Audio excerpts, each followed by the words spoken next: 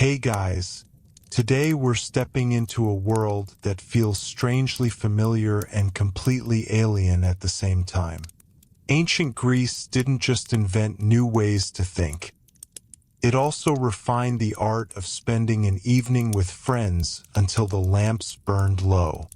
And if you picture a wild, toga-filled free-for-all, the reality is both more disciplined and, in its own way, more revealing.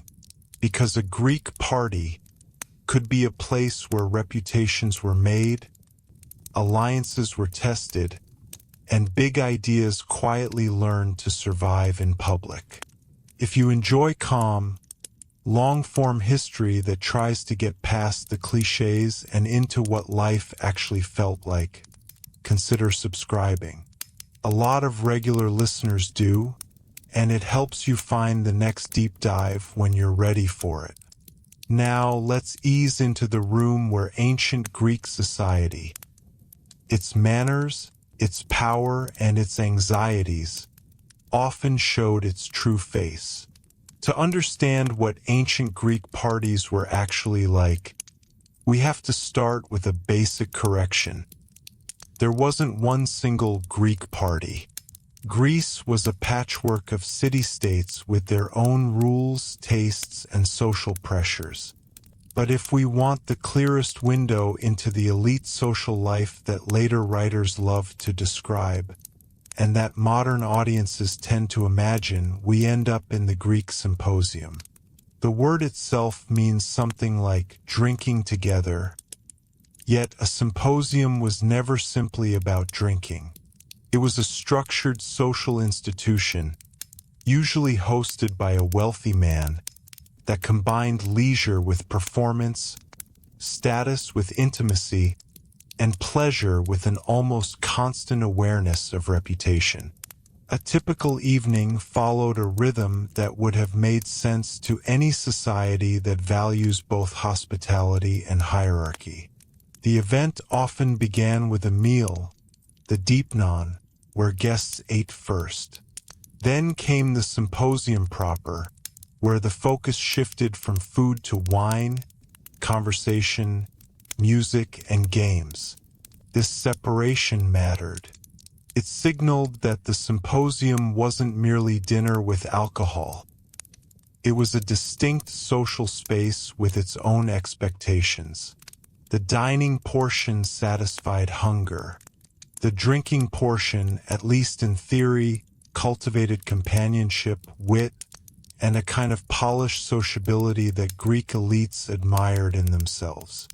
If you walked into the symposium room, often a dedicated space in a well-to-do house called an andron, you'd notice that it was designed for a specific kind of gathering. Guests reclined on couches set along the walls, arranged to face one another. Reclining wasn't just comfort. It was a marker of status and leisure. Free adult men could recline. Servants moved through the space standing, working, and listening.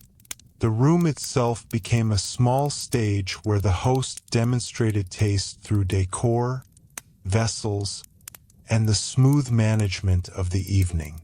And in a world without modern mass entertainment, the party was partly the entertainment industry. The soundtrack, the games, the poetry, even the quality of conversation reflected on the household that provided it. Then there was the wine, always central, but rarely taken neat in the way some modern drinkers might imagine. Greek wine was commonly mixed with water in a large bowl called a crater, and the ratio could be a matter of debate and even moral judgment. To drink wine unmixed was often associated with excess, with the kind of loss of control that elites claimed to despise, even if they sometimes flirted with it. Mixing wine also stretched supplies and made a long evening possible. A symposium could last for hours, and the point wasn't to end it quickly. The ideal was a slow unfolding.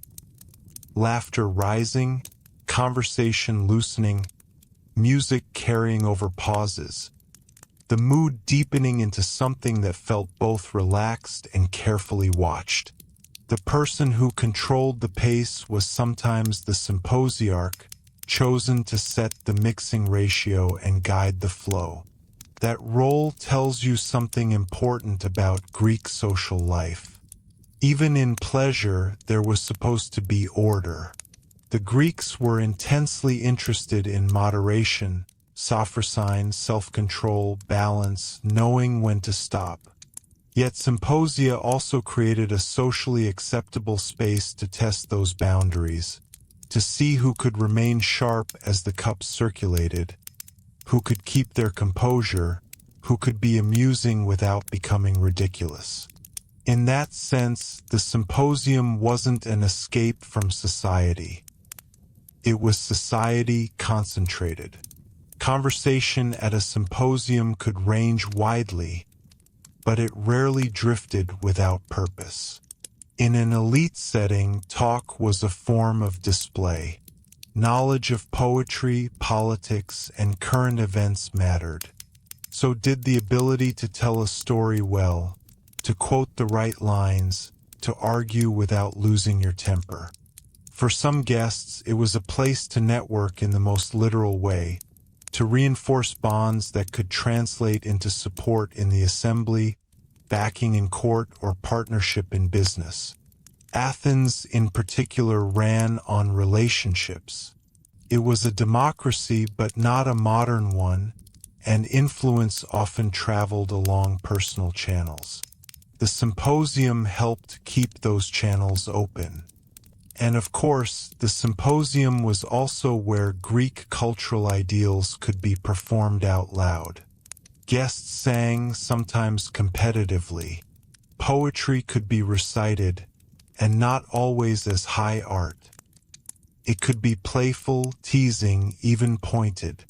Music might come from hired performers, often using instruments like the aulos, a reed instrument whose sound ancient writers describe as powerful and emotionally stirring. There were games too. One of the best known was katabos, a game of flicking wine lees toward a target, part skill, part spectacle, part excuse for laughter. These details matter because they show that the party was not purely intellectual, not purely refined. It was an environment where the body and senses mattered. Sound, rhythm, intoxication, balance, the physical arrangement of reclining men in a closed room. Greek social life was not sterile. It was vivid, competitive, and sometimes emotionally intense. But if you want to understand what these parties were actually like, you also have to notice who was usually absent. In many city-states, respectable married women did not attend symposia in the same way men did. Greek households were often divided into gendered spaces and roles, especially in classical Athens. That doesn't mean women were invisible, far from it, but it does mean the symposium reflected and reinforced a social boundary. Women might appear in the symposium world as entertainers, musicians, or courtesans, hetairai, who could be educated and socially skilled, sometimes moving in elite circles in ways respectable wives typically could not. Their presence could add glamour and sophistication to the evening, and ancient sources sometimes describe them as witty conversationalists, as well as performers. Yet even here, the rules were about status. Who could be seen, who could speak freely, who could build influence publicly, and who was expected to remain within the more private sphere of household management and family reputation. This creates a tension that runs through Greek party culture. The symposium presented itself as a celebration of friendship and shared pleasure, but it also policed belonging. It drew a circle around a certain kind of man, free, adult, citizen, connected. Younger men might attend as part of their education into elite behavior, learning what to say, how to act, how to drink, how to read a room. In that sense, the party was also a classroom, but one where the curriculum was social survival. Learn to keep your balance. Learn when humor becomes insult. Learn the difference between boldness and shame. Learn which opinions are safe in which company. And learn, above all, that your image in public is never fully your own. It belongs partly to the group watching you. Religion also hovered nearby more often than modern audiences expect. Greek life was threaded through with festivals, sacrifices, and ritual habits, and symposia could include offerings or libations, small poured gifts to the gods before drinking. Some gatherings were tied to celebrations, victories, or rites of passage. Even in an apparently secular night of leisure, a Greek host might frame the evening as part of a larger moral and religious order.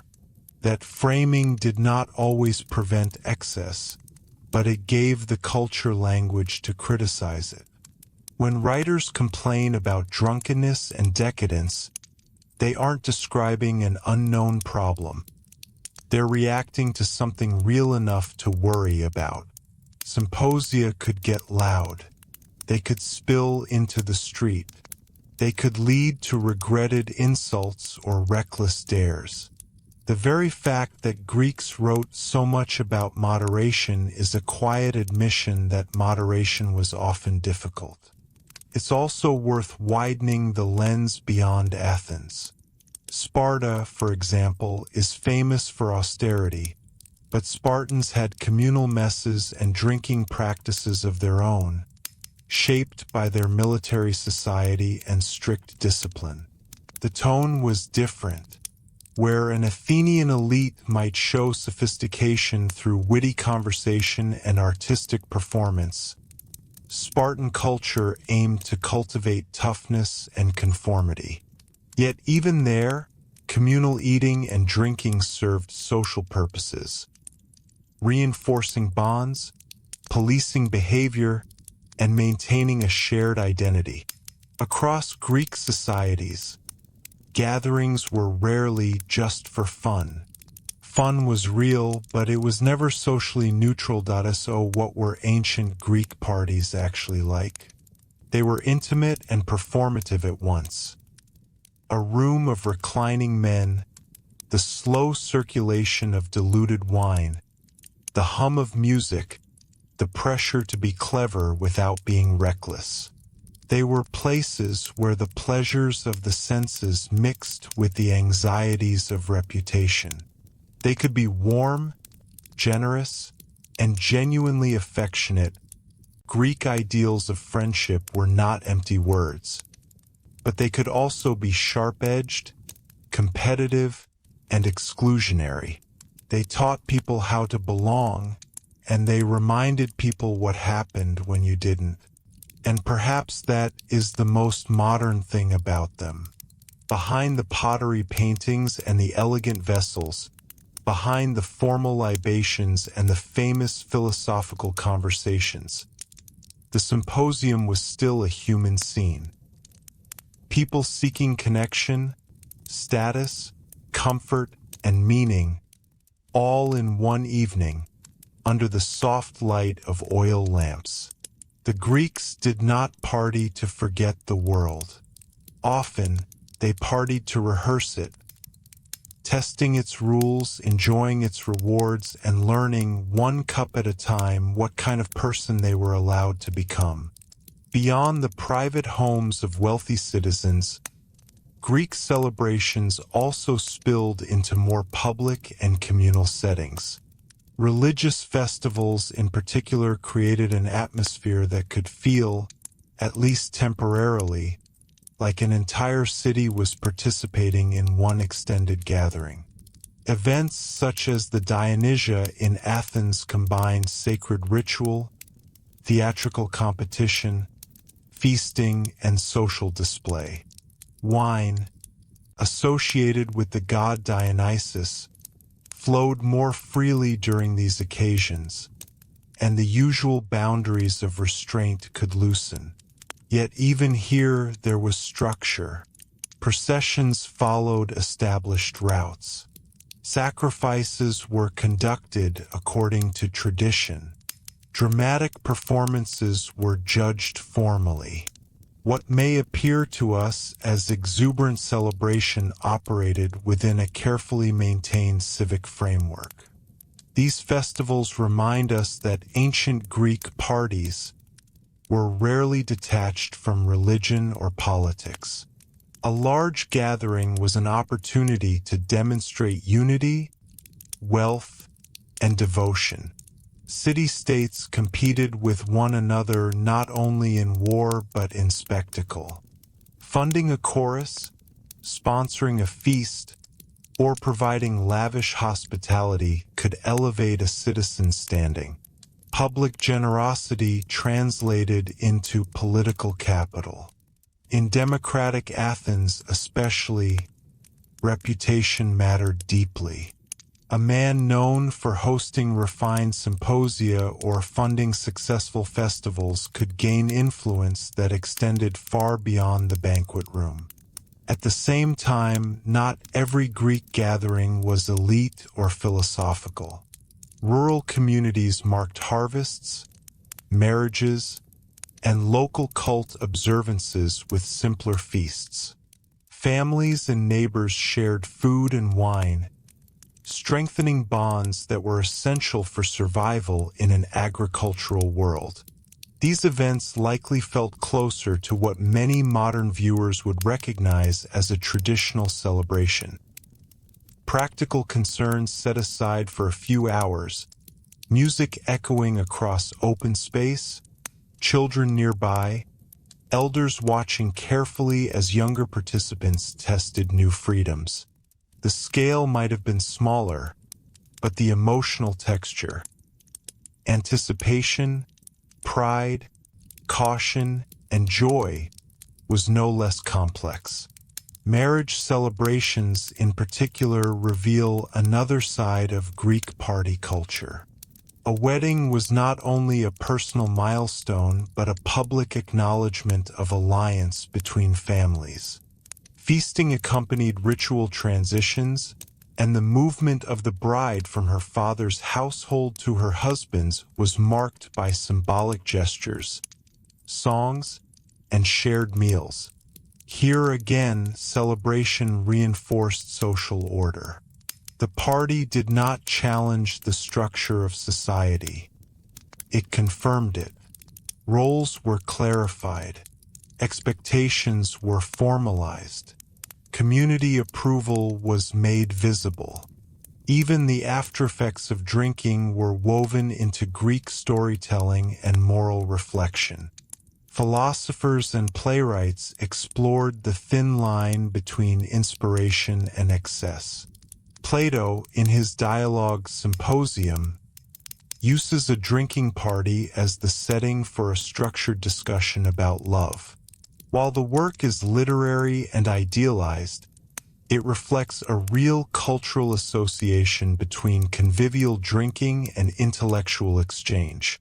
The setting is not accidental. It suggests that wine, when moderated, could lower defenses just enough to allow deeper truths to surface. Yet the dialogue also shows restraint. Participants agree to drink lightly, emphasizing conversation over indulgence. The ideal Greek party, at least in philosophical imagination, balanced pleasure with clarity. Of course, reality did not always match philosophy. Ancient sources describe occasions when intoxicated groups moved noisily through streets, singing and knocking on doors. These revelers, known as comasts, appear in vase paintings with garlands and cups in hand. Their presence hints at a more chaotic side of celebration, moments when the careful structure of the symposium gave way to spontaneous display. Even so, such behavior existed within cultural expectations. It was not rebellion against society so much as an accepted, if sometimes criticized, extension of it. What becomes clear across all these settings is that ancient Greek parties were deeply embedded in the rhythms of civic life. They were not isolated escapes from responsibility. They were arenas where identity was rehearsed and reinforced. Whether in the controlled elegance of a symposium, the grand scale of a festival, or the intimate warmth of a family feast, gatherings expressed what each community valued: moderation, reputation, honor, devotion to the gods, loyalty to friends. These ideals circulated through cups of diluted wine and through conversations that stretched late into the night. In the end, an ancient Greek party was less about spectacle than about structure. It offered enjoyment, certainly, but enjoyment shaped by expectation. To attend was to participate in a shared performance of culture itself. And as long as the lamp stayed lit and the wine was carefully mixed, that performance could hold together, revealing not just how the Greeks celebrated, but how they understood the world around them. If we slow the pace even further and look closely at the physical details, the atmosphere of a Greek symposium becomes easier to picture with accuracy rather than myth. The lighting alone shaped the experience. Oil lamps cast a low, flickering glow across painted walls and ceramic vessels. Shadows moved as guests shifted on their couches. Without bright illumination, conversation naturally felt more intimate. Faces were partially lit, expressions softened. In that setting, tone of voice carried weight. A measured speaker could hold attention. A careless remark could linger longer than intended. The objects in the room were not random decorations. Greek pottery was often painted with scenes of mythology, athletics, or even other symposia. As wine circulated in cups decorated with heroic figures or playful imagery, guests were visually reminded of shared cultural stories.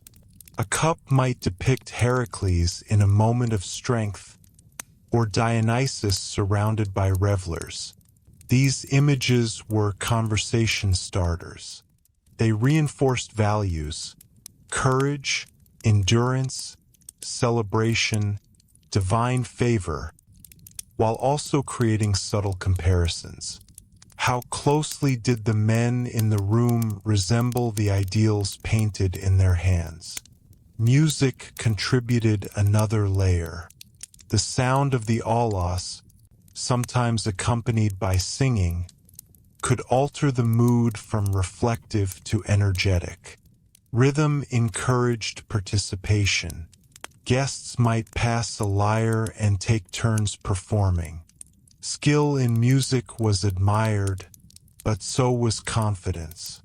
Even those without exceptional talent were expected to contribute. Silence could be awkward. The symposium required engagement. It was a shared creation, built moment by moment through attention and response. Age differences also shaped the dynamic. Older men often held authority, but younger attendees were carefully observed. In many city-states, mentorship relationships formed within elite circles.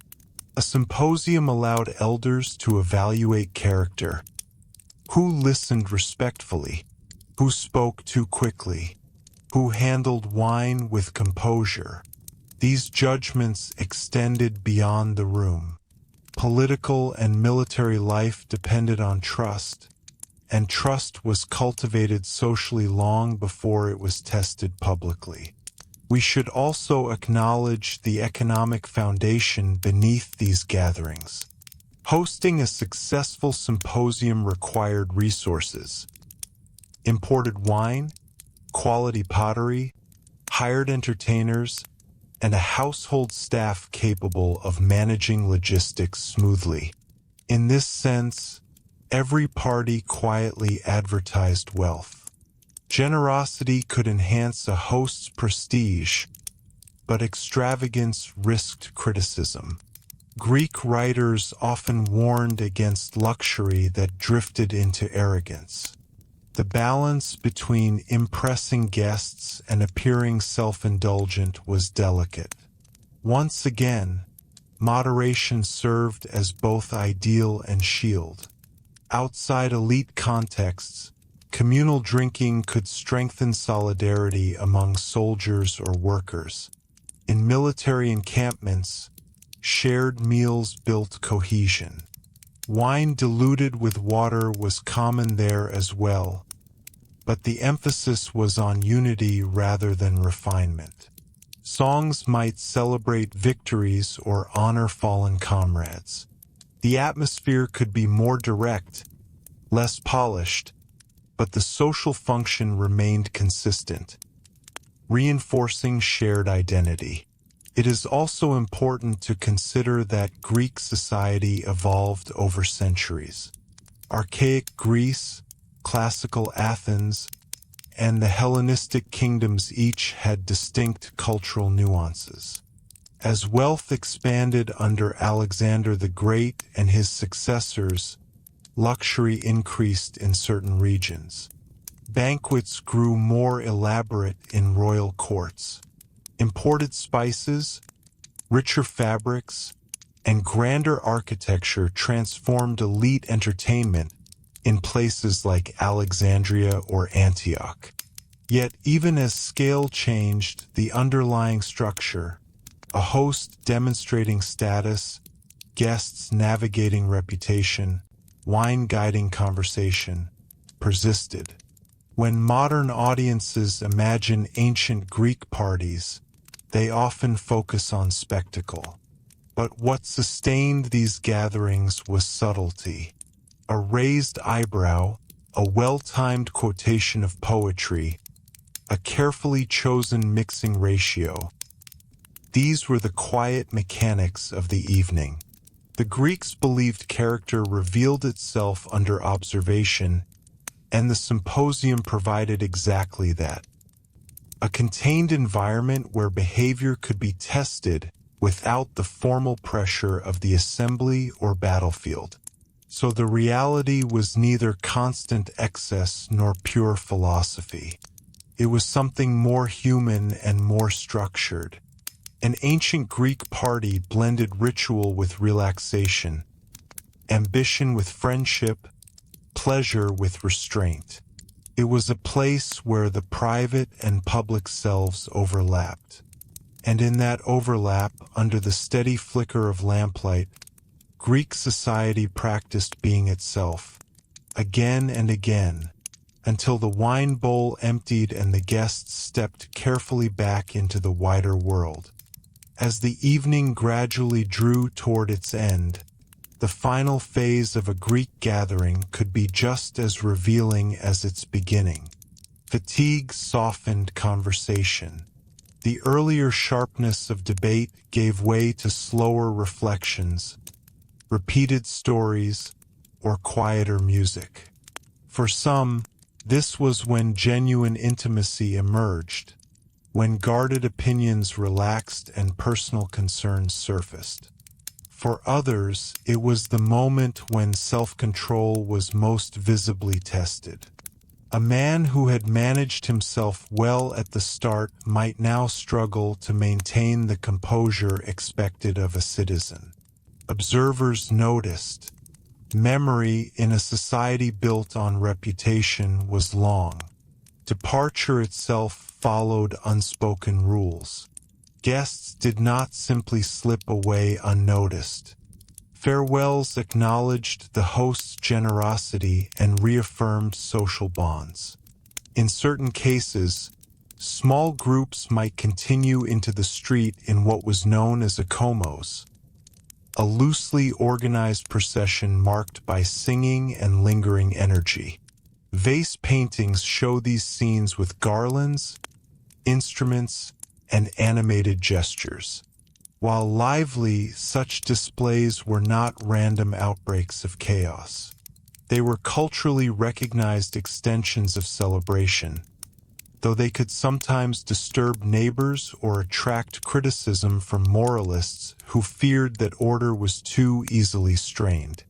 The morning after also mattered.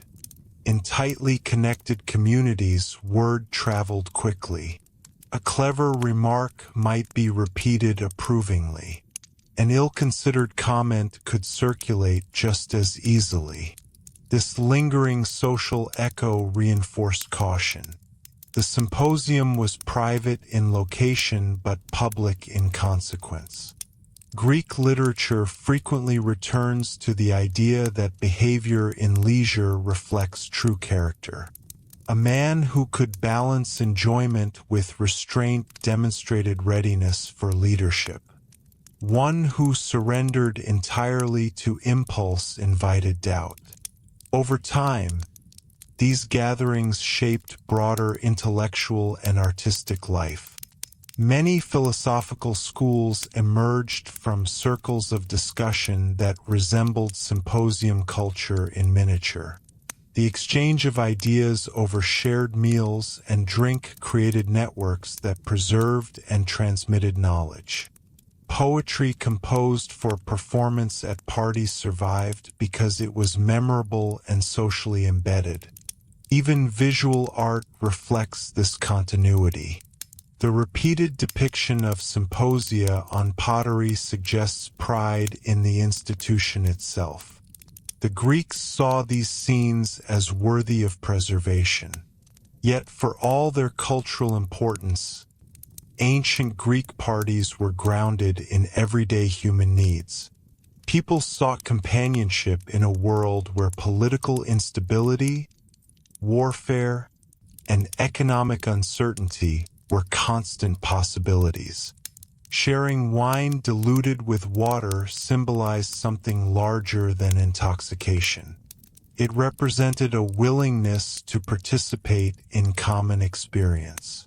The crater at the center of the room was both literal and symbolic, a shared source from which individual cups were filled. Each guest drank separately, but all drank from the same mixture. In this way, the Greek party becomes easier to understand not as excess, but as expression. It expressed hierarchy through seating arrangements and guest lists. It expressed values through moderation rituals and libations. It expressed ambition through performance and conversation. And it expressed vulnerability through moments when laughter faded and honesty quietly entered the room. When we set aside modern stereotypes, what remains is more nuanced and, in many ways, more relatable. Ancient Greek parties were structured social laboratories. They tested trust, cultivated alliances, and reinforced cultural identity. Under the steady rhythm of music and measured wine, participants rehearsed the skills that sustained their city-states: persuasion, restraint, loyalty, and awareness of status. By the time the lamps were extinguished and the household settled into silence, the gathering had already done its work. Bonds were strengthened or weakened, reputations subtly adjusted, ideas shared or dismissed.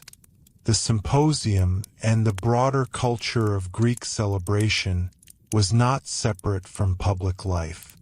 It was one of the places where public life quietly took shape. If we step back and look at the broader arc of Greek history, what becomes striking is how durable this culture of structured celebration proved to be.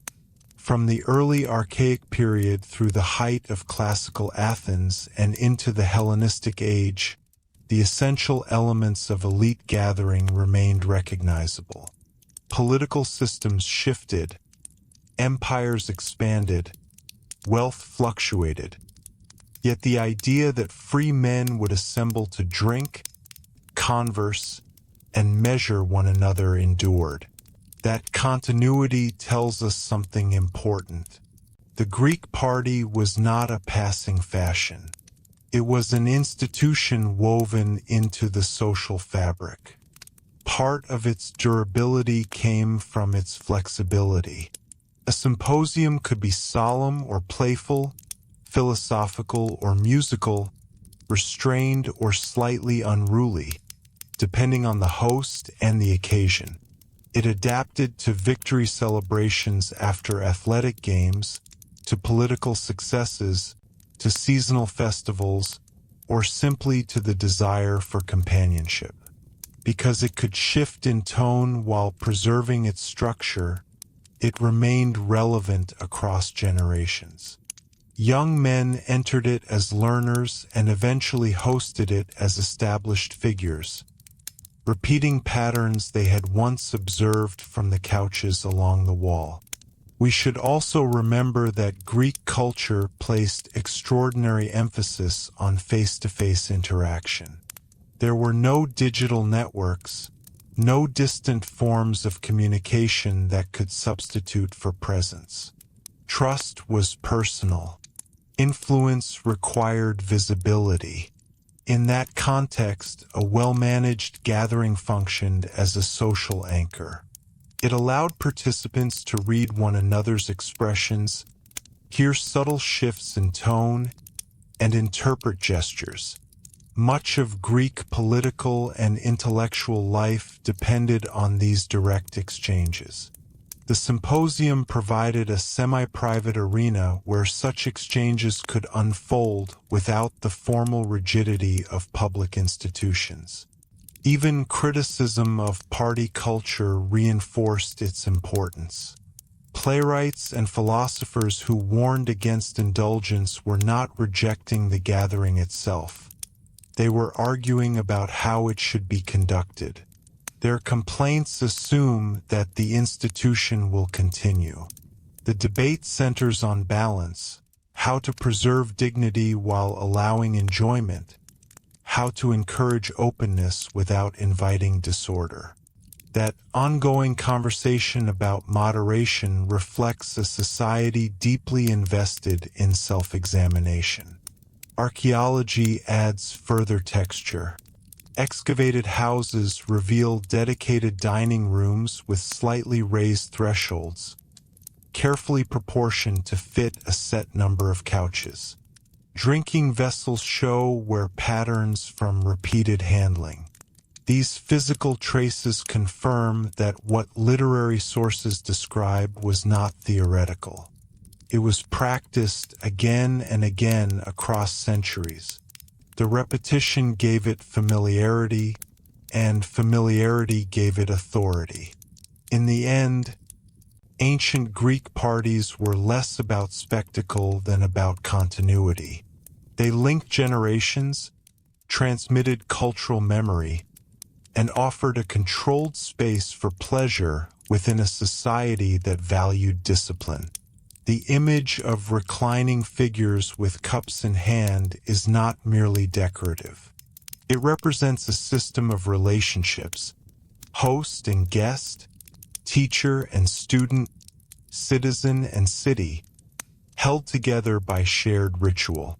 When the evening concluded and daily responsibilities resumed, the effects lingered. Agreements formed in relaxed conversation could shape political decisions. Friendships strengthened over diluted wine might endure through hardship. Even rivalries clarified in debate had consequences beyond the room. The party, in its quiet way, helped sustain the larger structure of Greek life. So when we imagine what ancient Greek parties were actually like, we should picture something balanced and deliberate. Not endless excess but measured indulgence. Not chaos but choreography. Under soft lamplight, amid painted pottery and steady music, Greek society gathered to reflect itself, testing character, reinforcing bonds, and renewing the habits that allowed its city-states to function. There is one final dimension worth considering, and it concerns memory. The ancient Greeks were not only participants in these gatherings, they were also storytellers about them.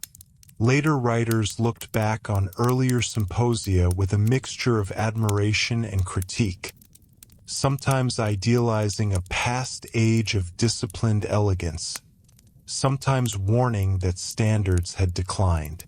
That reflective habit tells us that parties were not forgettable evenings lost to time. They became reference points in cultural debate.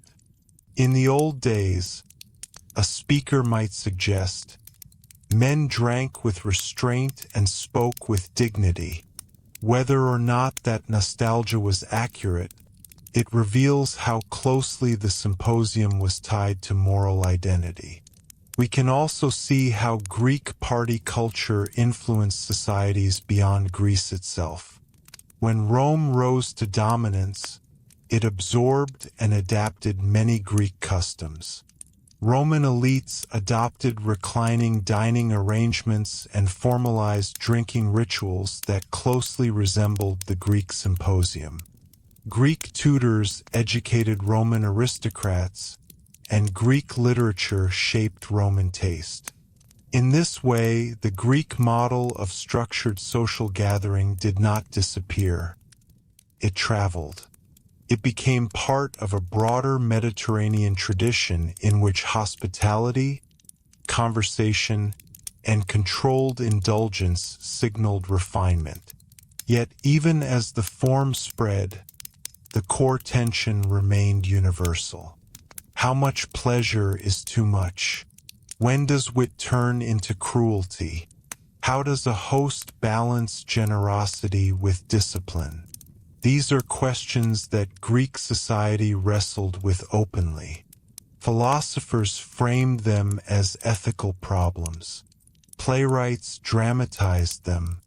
Ordinary citizens lived them in real time, under the gaze of friends and rivals. The party was a mirror, and like all mirrors, it could flatter or expose. Another revealing element is how carefully time itself was managed. A symposium did not begin abruptly, nor did it end without gradual transition.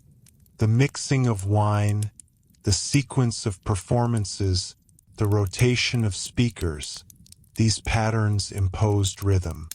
Rhythm created predictability, and predictability fostered security. In a world where political alliances could shift quickly and warfare was a constant possibility, controlled ritual offered stability. The shared understanding of how an evening unfolds reinforced trust in shared norms.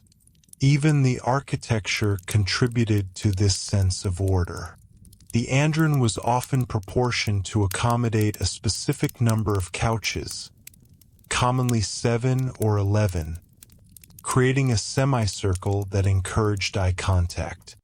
The spatial arrangement subtly reminded participants that they were part of a defined circle.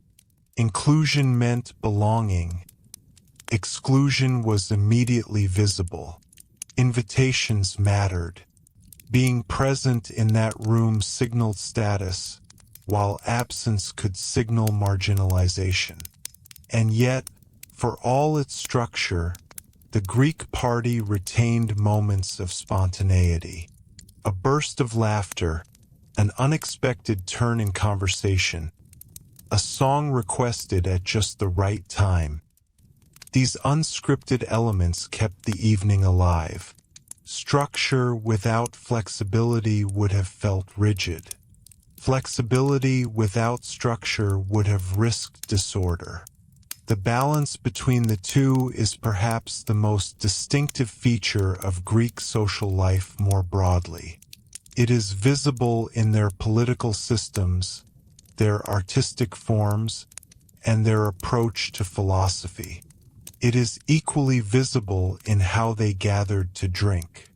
When modern audiences imagine ancient Greece, attention often gravitates toward grand temples, epic battles, or the speeches of famous thinkers. Yet the quieter scenes, men reclining in conversation, musicians playing softly, wine diluted and passed carefully from crater to cup, may reveal just as much about how that civilization functioned. In those rooms, ideas were tested before they were proclaimed publicly. Alliances were strengthened before they were declared in the assembly. Character was evaluated long before it was trusted with command. So what were ancient Greek parties actually like? They were deliberate spaces of social calibration. They allowed pleasure, but only within boundaries that reflected communal values. They encouraged conversation, but within hierarchies that defined who could speak most freely. They welcomed performance, but judged it constantly. Above all, they reflected a society deeply aware that private behavior shapes public life. Long after the lamps dimmed and the last guest stepped into the cool night air, the effects of the gathering endured in memory, in reputation, and in the ongoing story Greeks told about themselves. If we bring all of this together, what emerges is not a single image of celebration, but a layered social practice that carried enormous cultural weight. An ancient Greek party, especially the symposium, was a carefully maintained balance between freedom and expectation. It created a temporary world inside the household, one with its own tempo, its own etiquette, and its own unspoken tests. Yet it was never detached from the larger city beyond the walls. Every word spoken, every gesture made, existed within a network of consequences. One of the most revealing aspects of these gatherings is how openly they acknowledged human weakness while still demanding discipline. The Greeks understood that wine lowers inhibitions. They understood that competition can sharpen wit but also provoke resentment. They understood that admiration can blur into envy. Rather than eliminating these risks, they structured an environment in which they could be managed. Diluting wine was not only practical, it symbolized control. Appointing a symposiarch was not only organizational, it represented collective agreement that pleasure required guidance. Even the ritual libations to the gods reminded participants that their enjoyment operated within a moral framework. This awareness of limits shaped the tone of interaction. Praise was offered, but excessive flattery was suspect. Humor was welcome, but humiliation threatened social harmony. Debate could be vigorous, especially in intellectually ambitious cities like Athens, yet open hostility endangered relationships that might later prove essential. The symposium therefore functioned as a training ground for civic life. It rewarded composure, memory, timing, and the ability to read subtle shifts in mood. Those who mastered these skills carried them into courts, councils, and battle planning. At the same time, there was genuine warmth in many of these gatherings. Greek literature speaks often of friendship, philia, not as casual acquaintance, but as a deep bond grounded in shared experience. Drinking together reinforced that bond. Passing a cup, singing the same song, recalling a shared story from youth. These repeated acts built familiarity. In small, tightly connected communities, familiarity was stability. It reassured individuals that they were not alone within the uncertainties of their political world. We should also consider how these events reflected economic realities. The ability to host well-signaled prosperity, but the expectation of hospitality also redistributed resources in subtle ways. A wealthy host demonstrated generosity by providing food, wine, and entertainment. Guests, in turn, contributed status and future reciprocity.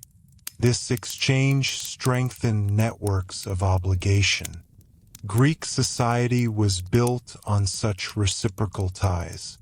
The party did not simply display wealth, it circulated influence. As centuries passed and Greek culture spread through conquest and trade, these patterns traveled with it. In Hellenistic courts, banquets grew more elaborate, yet the underlying structure persisted. Even in regions far from the Aegean, Greek-style dining rooms and drinking vessels appeared.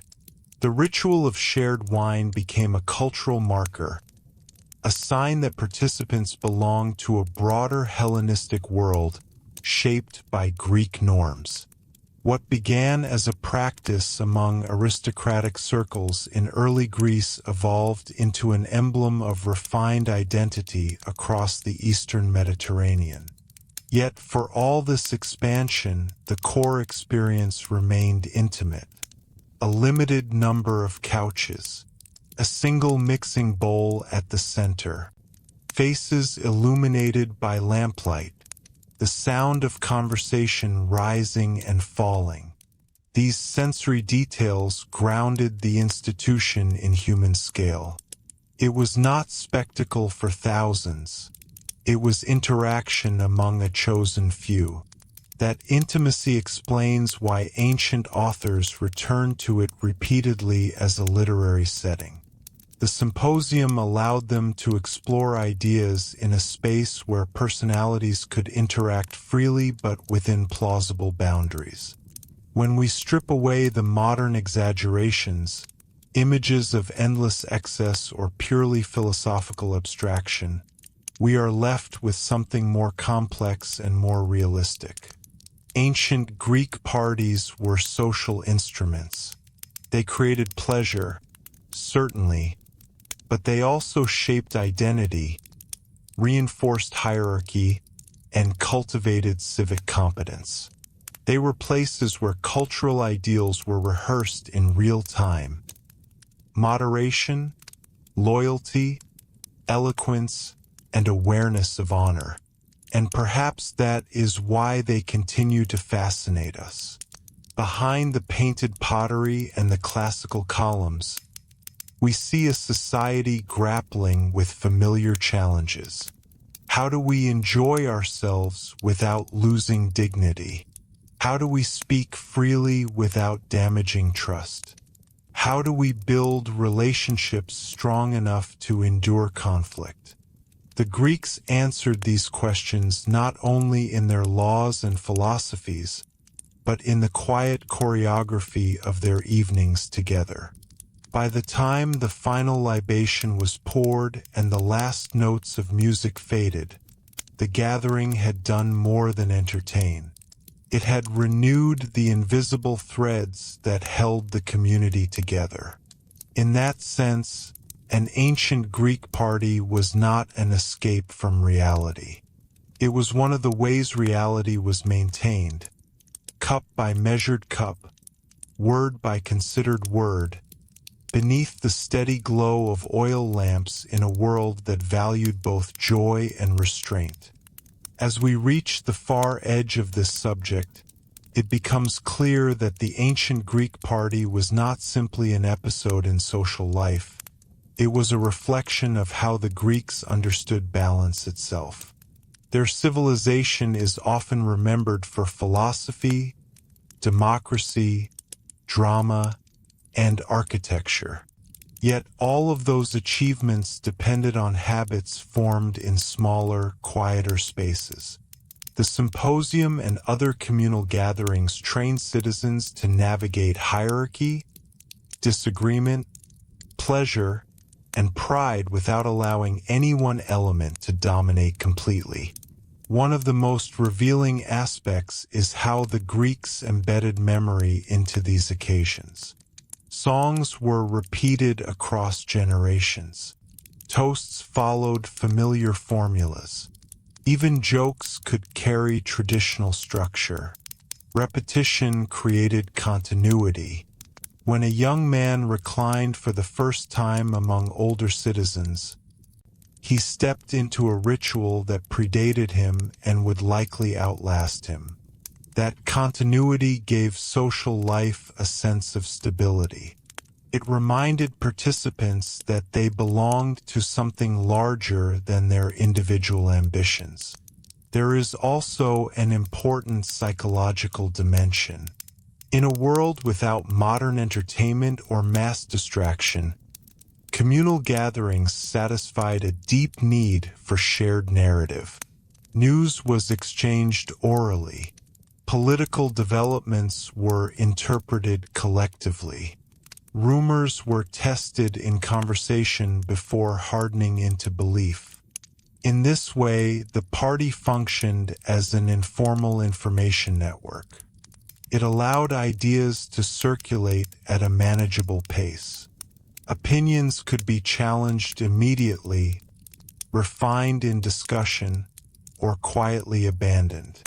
The atmosphere of wine-softened speech may have encouraged honesty, but the presence of respected peers encouraged caution. This combination made the symposium a surprisingly effective space for shaping consensus. At the same time, exclusion remained part of its structure. Those outside the circle, whether by gender, status, or citizenship, experienced Greek social life differently. The symposium reinforced privilege even as it celebrated fellowship. This dual nature is essential to understanding it honestly. It offered warmth and solidarity within its boundaries, yet those boundaries were clearly defined. Greek society prized participation, but only for those recognized as full members of the civic body. The aesthetic dimension also deserves attention. Greek culture valued proportion, harmony, and measured beauty. These principles appeared not only in temples and sculpture but in social choreography. The arrangement of couches, the pacing of wine rounds, the alternation between music and conversation, all reflected a preference for rhythm over chaos. Even in moments of laughter or heightened emotion, the underlying expectation of order remained. The Greeks admired the idea that freedom worked best when framed by limits. Over time, philosophical reflection deepened this awareness. Thinkers debated the ethical implications of pleasure. Could joy lead to wisdom? Could indulgence coexist with virtue? By situating these questions within the context of shared drinking, Greek writers acknowledged that moral inquiry was not confined to classrooms or temples. It emerged wherever human beings gathered and revealed themselves to one another. The symposium became both literal and symbolic, a meeting place of bodies and minds. When modern viewers imagine ancient Greek parties, they may focus on the visible elements: wine, reclining figures, music echoing against painted walls. Yet the true substance lay in the invisible exchanges. Trust built slowly over repeated evenings. Reputations formed through careful speech. Alliances strengthened by shared laughter. These intangible outcomes mattered more than any single cup poured from the crater. In the end, ancient Greek parties were sustained by a simple but powerful idea: that community requires rehearsal. The skills needed to govern a city, command an army, or compose enduring literature do not appear spontaneously. They are practiced in conversation, refined in debate, tempered by shared pleasure and shared restraint. The symposium offered a stage for that rehearsal. As the oil lamps dimmed and dawn approached, guests would rise, step into the early light, and return to their responsibilities. Yet they carried with them the subtle adjustments made during the night, new understandings, reinforced loyalties, perhaps a lesson in moderation learned firsthand. The party had fulfilled its purpose. It had strengthened the social fabric without tearing it. It had allowed enjoyment without dissolving discipline. And that, ultimately, is what ancient Greek parties were actually like. Deliberate gatherings where pleasure and principle coexisted. Not reckless abandon, not sterile formality, but a carefully balanced performance of culture itself, repeated across centuries, shaping one of history's most influential civilizations in ways both visible and quietly profound. If we linger just a little longer in that lamplit room, one final truth comes into focus. The ancient Greek party was not memorable because it was extreme. It was memorable because it was intentional. Every element, who was invited, how the wine was mixed, when music began, who spoke first, communicated something about order. The Greeks believed that character was revealed in small decisions, and the symposium magnified those decisions in a setting where others were always watching. Consider the importance of self-presentation. Clothing at a gathering was not elaborate in the modern sense, but cleanliness, grooming, and composure mattered. A guest who appeared careless signaled more than personal untidiness. He suggested indifference to communal respect. Even posture while reclining carried meaning. Too rigid implied discomfort or insecurity. Too relaxed suggested arrogance. These subtleties formed part of an unspoken social language. To belong fully, one had to learn to read and speak it fluently. Hospitality, too, functioned as a moral test. The host was expected to provide generously but not ostentatiously. A poorly organized evening reflected badly on his competence. A gathering that ran smoothly, with balanced pacing and thoughtful attention to guests, enhanced his standing. In a society where public office often depended on reputation, such demonstrations of reliability could influence future opportunities.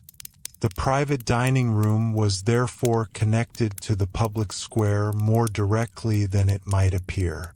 It is also worth noticing how the Greeks conceptualized pleasure itself. Pleasure was not automatically suspect. In fact, many philosophers acknowledged its value when properly moderated. What concerned them was imbalance, the point at which pleasure disrupted rational judgment.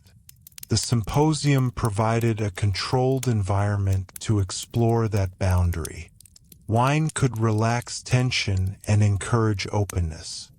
But because it was diluted and regulated, it rarely overwhelmed the entire evening.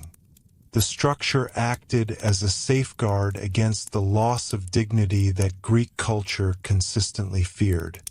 Even the presence of performance music, recited poetry, playful competitions had educational undertones. Poetry preserved history and moral lessons. Songs recalled shared myths.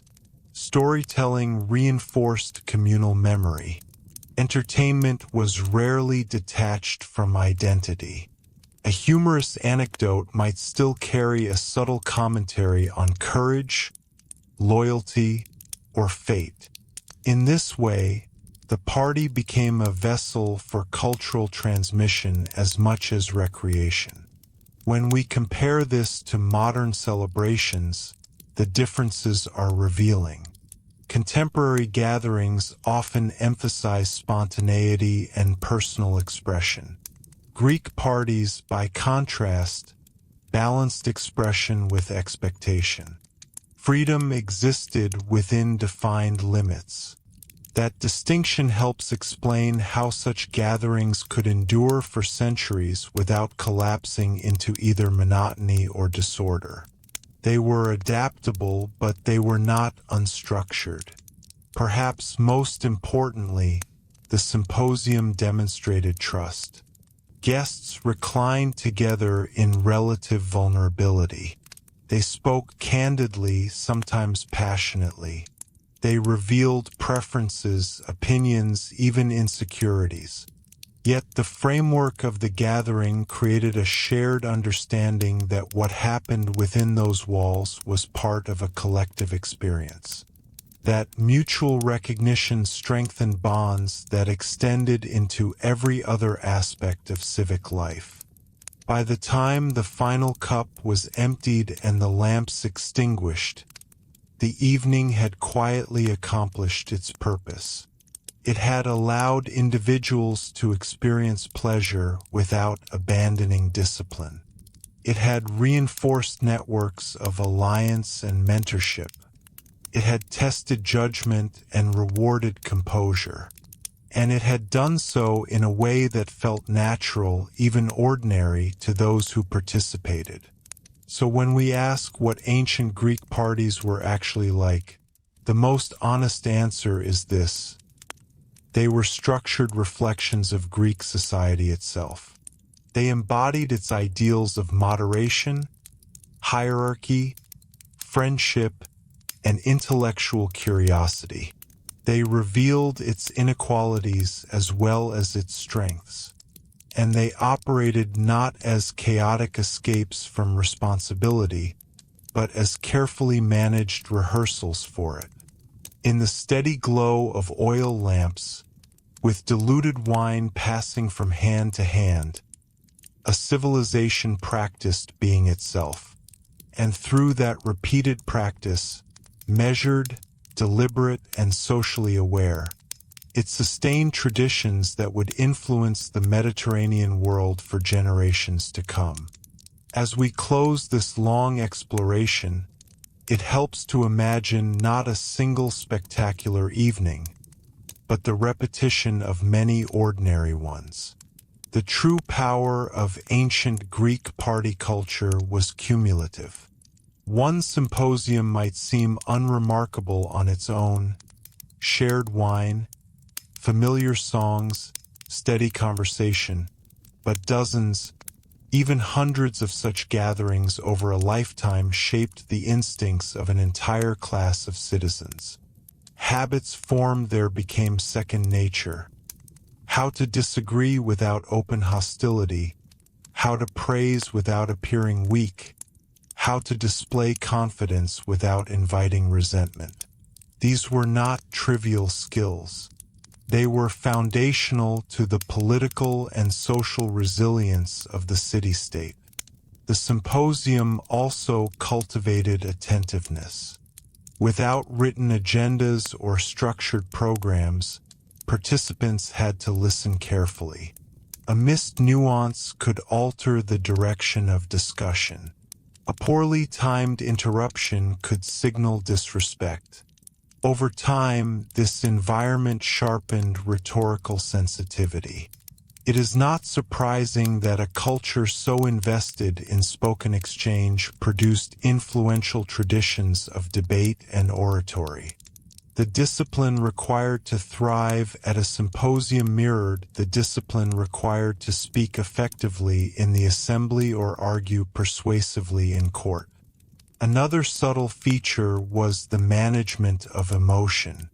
Greek literature often emphasizes the danger of extremes: excessive anger, excessive pride, excessive grief.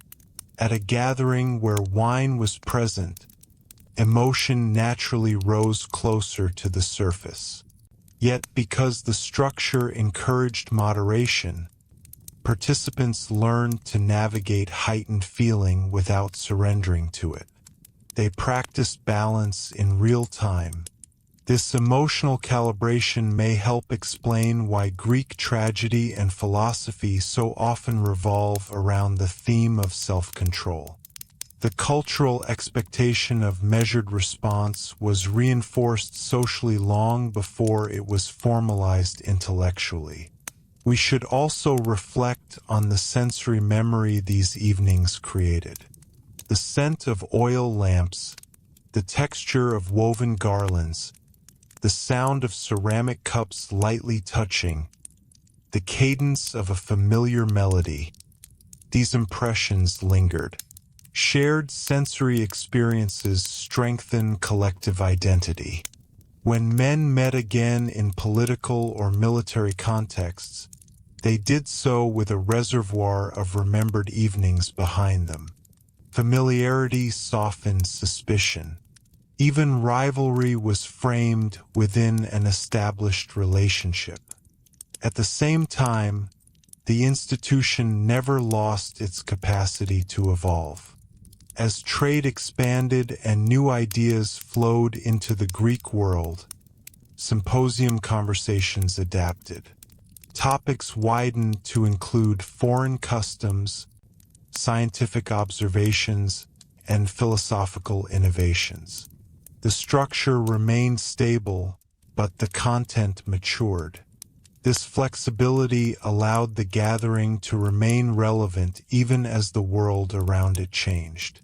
It is also important to recognize that these parties reflected a broader Greek confidence in dialogue. The willingness to sit face to face, to exchange ideas in a shared space, expressed faith in reasoned discussion. While not every gathering achieved philosophical depth, the possibility was always present. The setting itself encouraged articulation. Even light-hearted games contained an element of interaction that required awareness of others' responses. In the end, ancient Greek parties were not defined by excess, nor solely by intellectual brilliance. They were defined by intention. They balanced enjoyment with responsibility, individuality with hierarchy, spontaneity with ritual. They created a contained environment where citizens could rehearse the virtues their society prized: moderation, eloquence, loyalty, and respect for shared norms. When dawn finally approached and participants stepped out into the cool air, the world beyond the household awaited with its demands: governance, trade, military duty, family obligations. Yet the night's gathering had quietly prepared them for those tasks. In conversation and controlled indulgence, they had refined the habits that sustain civic life. So the image that remains is not one of chaos, nor of rigid austerity. It is of balance. Under steady lamplight, with diluted wine and thoughtful speech, the Greeks built something enduring. Their parties were social workshops, intimate spaces where a civilization shaped its character again and again. And through that repeated shaping, it left a legacy that continues to fascinate us today. If we look at the institution from the widest possible angle, the ancient Greek party becomes a quiet engine of continuity. Civilizations are often judged by their wars, their monuments, or their laws. Yet none of those endure without habits that bind people together in ordinary time. The symposium and other communal gatherings supplied that binding force. They offered a recurring space where social expectations were not merely stated but enacted. Over years and generations, that enactment created predictability, and predictability fostered stability. One reason these gatherings mattered so deeply is that Greek political systems, especially in places like Athens, relied on participation. Citizens were expected to speak, vote, judge, and serve. Such expectations required confidence and familiarity with public interaction. The symposium acted as an informal rehearsal hall. Within its walls, a man could test an argument before presenting it more formally. He could observe how others reacted, refine his tone, or reconsider his position. The environment was relaxed compared to the assembly, yet it was still discerning. Approval had to be earned. This process also strengthened memory. In largely oral societies, ideas survived because they were repeated and discussed. A compelling argument made during a drinking party might be revisited at the next gathering, sharpened through debate, and gradually solidified into shared understanding. In this way, the symposium contributed quietly to intellectual development. Philosophy did not emerge only from solitary reflection. It emerged from sustained dialogue, and the party was one of its most consistent stages. The culture of measured indulgence also reveals a broader Greek insight. Pleasure need not be denied to preserve order, but it must be shaped. By diluting wine, appointing a symposiarch, and observing ritual beginnings and endings, participants symbolically acknowledged that freedom works best within structure. This principle appears across Greek thought, from Aristotle's concept of the golden mean to dramatic warnings about unchecked ambition. The symposium embodied that philosophy in lived experience. It turned abstract ideals into practiced behavior. We should not ignore, however, that this system depended on inequality. Access to elite gatherings required status and resources. Women of citizen households, enslaved individuals, and non-citizens experienced Greek social life under different constraints. The warmth and solidarity within the symposium circle were genuine, but they were not universal. Recognizing this complexity does not diminish the institution's importance. It clarifies its role.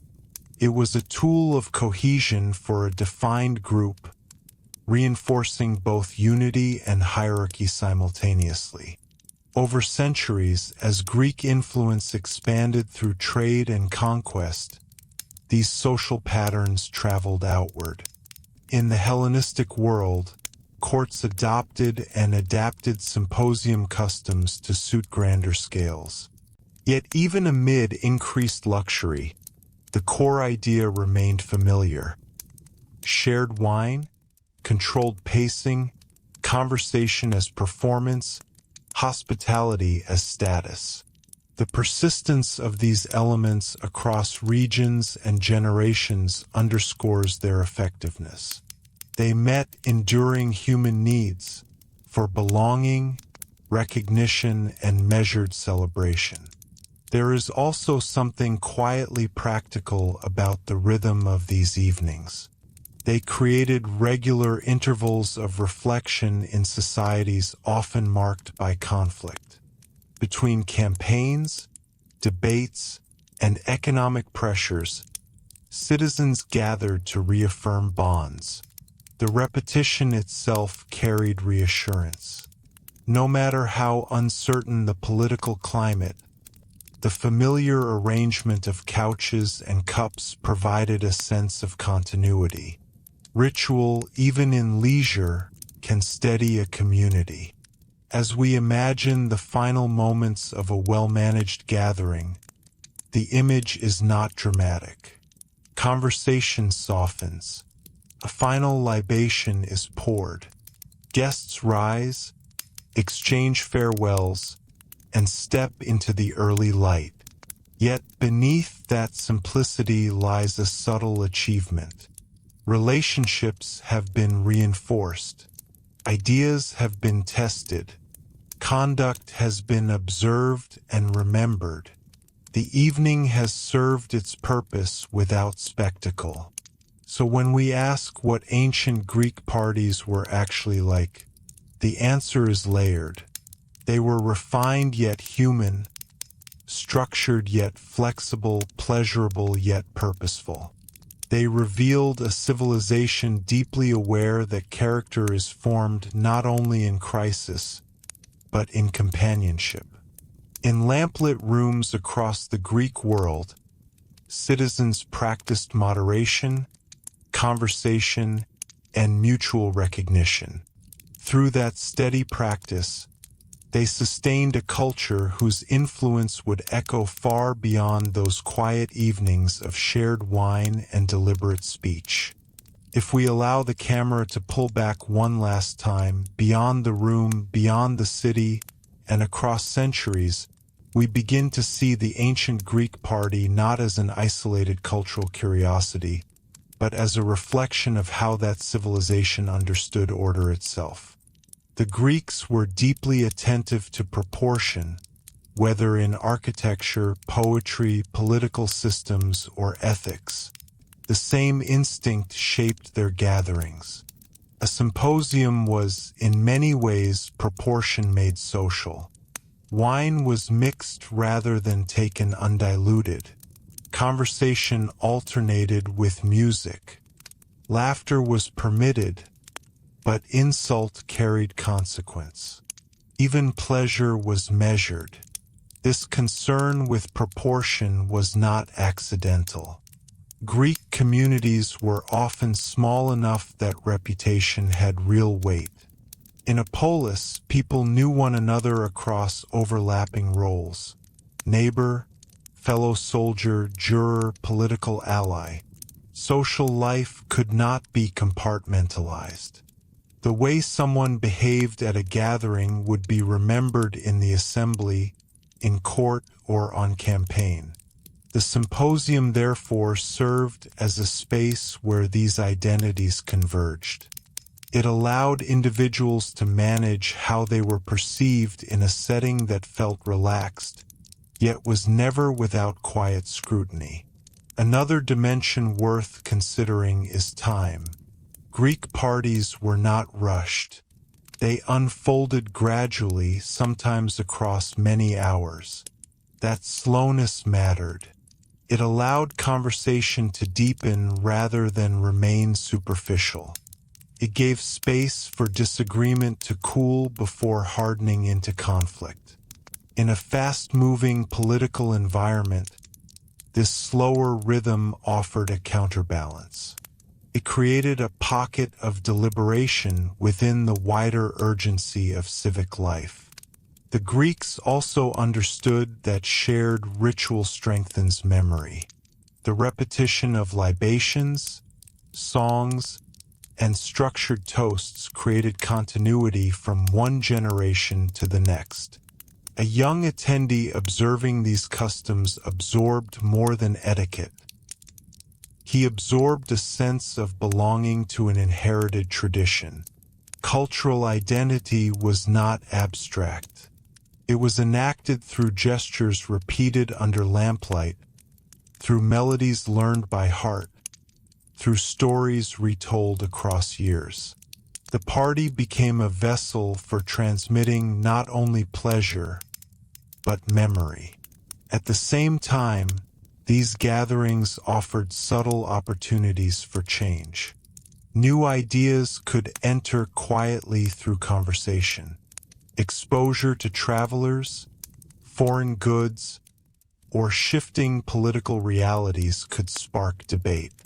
Because the setting was intimate, innovation could be tested without immediate public commitment.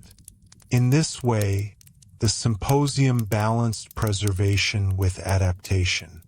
It held tradition firmly, yet allowed gradual evolution within its frame. We should also acknowledge the emotional intelligence required to thrive in such an environment.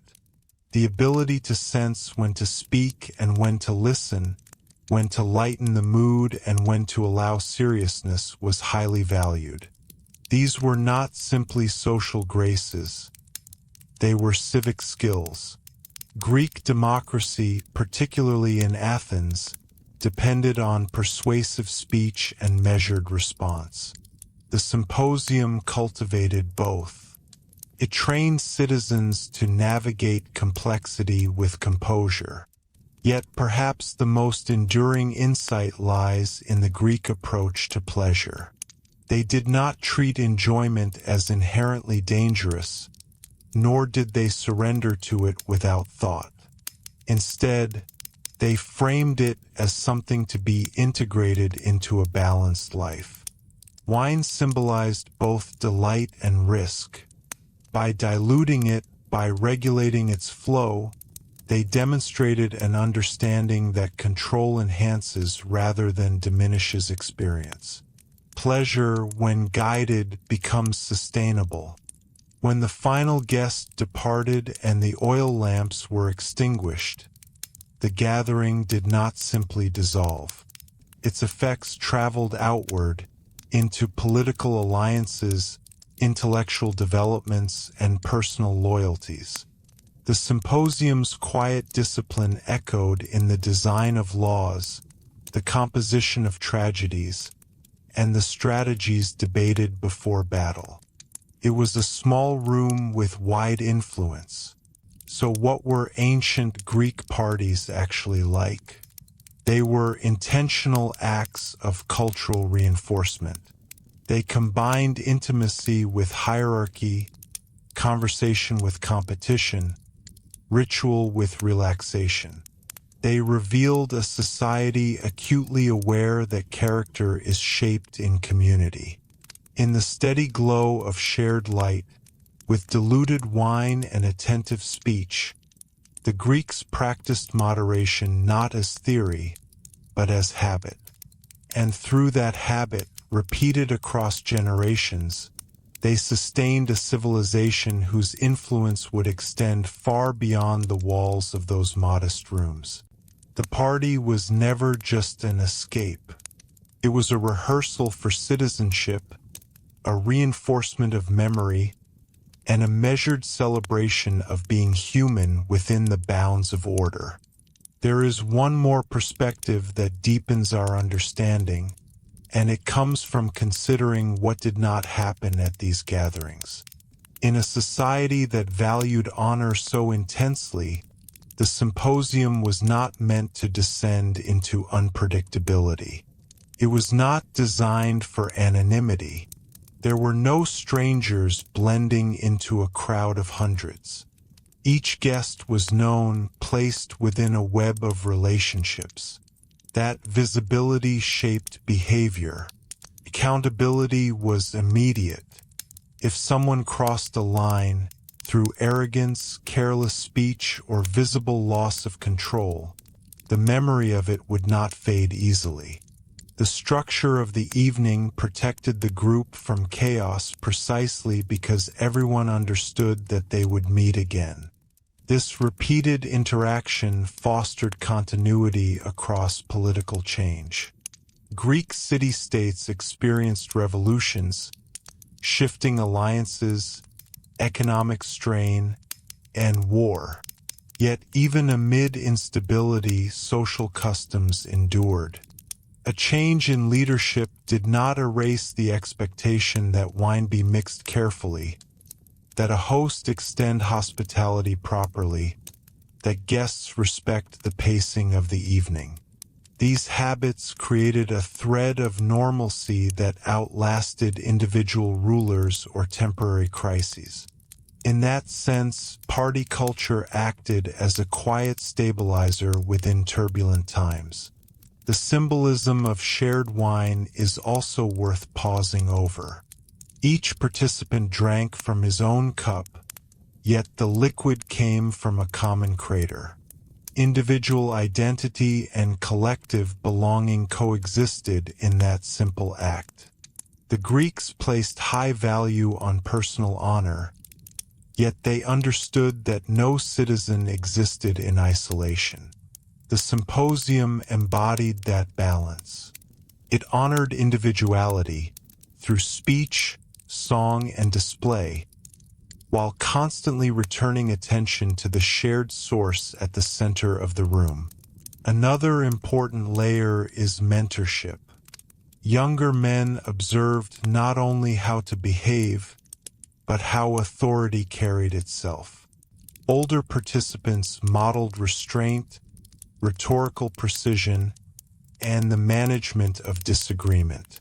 These lessons were not delivered as formal lectures. They were absorbed through imitation. The atmosphere of the gathering allowed learning to feel natural rather than imposed. Over time, this transmission of conduct reinforced generational continuity. The role of storytelling cannot be overstated. Myths retold at gatherings were not idle entertainment. They were frameworks for understanding fate, courage, hubris, and loyalty. By invoking familiar narratives, speakers connected present circumstances to shared cultural memory. A comparison to Achilles or Odysseus carried immediate resonance. The symposium thus linked everyday experience to epic tradition. It reminded participants that their actions, however ordinary, unfolded within a broader moral landscape. We can also consider the contrast between private refinement and public display. In the assembly or battlefield, expression might be forceful and strategic. In the symposium, it could be reflective and exploratory. This duality enriched Greek public life.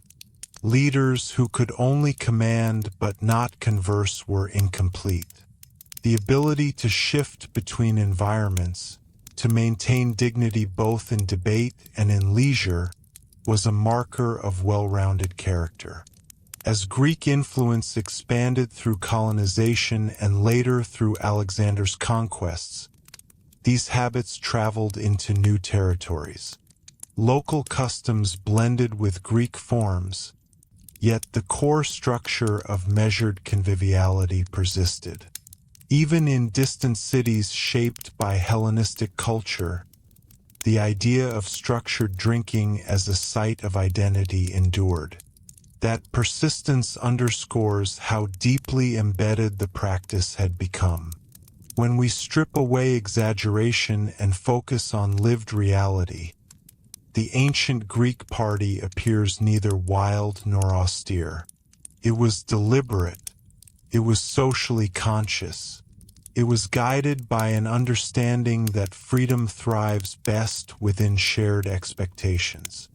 Under lamplight, amid music and careful conversation, individuals rehearsed the virtues that sustained their communities. And so, when dawn broke and daily obligations resumed, the impact of the evening lingered quietly. Trust had been reinforced, hierarchies clarified, ideas tested. The symposium did not solve every conflict, nor did it eliminate inequality, but it provided a recurring space where Greek society examined itself, cup by cup, word by word. In the end, ancient Greek parties were reflections of a civilization committed to balance. They demonstrate that even in moments of relaxation, the Greeks were attentive to proportion, memory, and mutual recognition. Their gatherings were not escapes from civic life. They were among the places where civic life was quietly maintained, sustained by the steady rhythm of shared wine and thoughtful speech. As we move toward a final reflection, it becomes clear that the ancient Greek party endures in our imagination not because it was extravagant, but because it reveals something fundamental about how civilizations sustain themselves. Strip away the painted pottery and the classical imagery, and what remains is a structured encounter between individuals who understood that society depends on practiced interaction. The symposium was not accidental leisure. It was cultivated space. One of the most striking elements, when considered carefully, is how much restraint defined these gatherings. Modern depictions often exaggerate indulgence, yet Greek sources repeatedly emphasize control. The wine was diluted. The pacing was deliberate. Even when humor grew bold or singing grew animated, there was an awareness, sometimes subtle, sometimes explicit, that dignity mattered. This tension between enjoyment and self-command reflects a culture deeply invested in balance. The Greeks did not aim to eliminate desire. They aimed to guide it. That guidance extended beyond alcohol. Speech itself required discipline. In a room where reputation was at stake, eloquence was admired, but excess verbosity could be judged harshly. A well-crafted statement carried influence.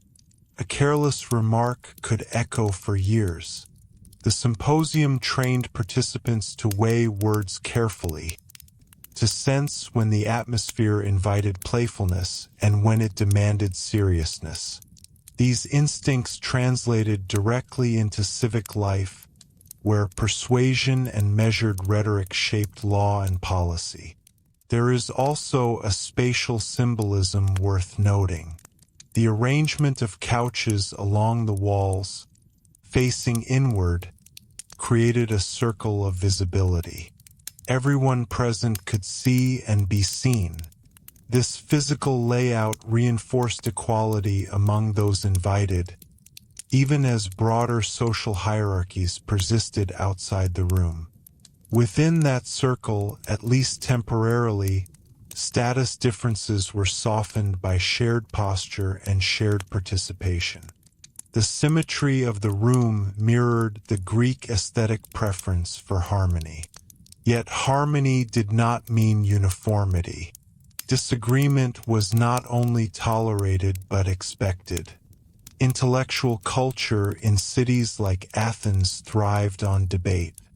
The symposium offered a controlled arena where opposing views could surface without the immediate pressure of formal decision-making. The wine may have relaxed defensiveness just enough to allow ideas to circulate more freely. In this sense, the gathering contributed quietly to the development of philosophical thought. Dialogue flourished in spaces where hierarchy and intimacy overlapped. The emotional dimension is equally important. Greek literature frequently warns against extremes: unchecked anger, overwhelming pride, destructive jealousy. The symposium became a microcosm where such emotions could appear and be managed. A heated exchange might be softened by music. A boast might be tempered by gentle humor. Participants practiced emotional moderation in real time. This repeated practice cultivated resilience, an ability to remain composed even when passions rose. We should also reflect on the role of memory in sustaining these customs. The repetition of ritual libations to the gods, the passing of the crater, the closing farewells, created continuity across generations. A father and son might attend similar gatherings decades apart, recognizing the same gestures and rhythms. That familiarity anchored identity. It reassured participants that despite political shifts or military threats, certain patterns endured. At the same time, the symposium was never static. As trade routes expanded and new ideas entered the Greek world, conversation topics evolved. Encounters with Persia, Egypt, and later the vast territories opened by Alexander introduced unfamiliar customs and philosophies. These influences filtered into private gatherings. The symposium absorbed novelty while preserving structure. Its adaptability ensured longevity. Perhaps most revealing is the way these gatherings blended vulnerability with vigilance. Reclining together, sharing wine, singing familiar songs. These acts created intimacy. Yet that intimacy existed alongside awareness. Each participant knew that character was on display. This combination fostered trust without naivety. Bonds formed gradually, tested across repeated evenings rather than declared impulsively. When dawn arrived and the room returned to silence, the gathering had achieved more than entertainment. It had strengthened networks, clarified loyalties, and refined habits of thought. The symposium was, in many ways, a workshop of citizenship.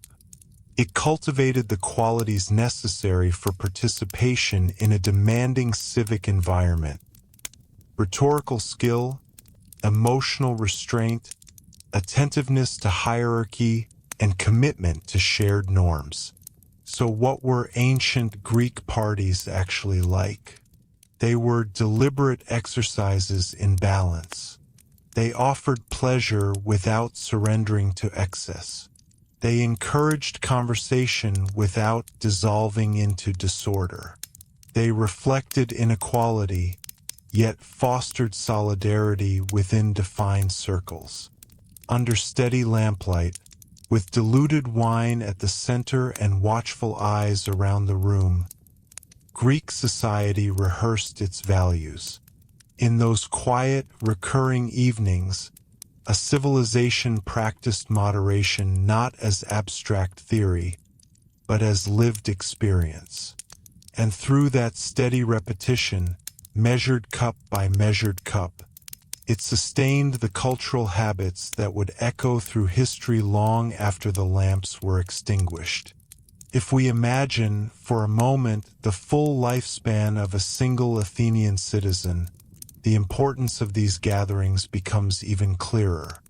As a young man, he might first attend a symposium quietly, observing more than speaking.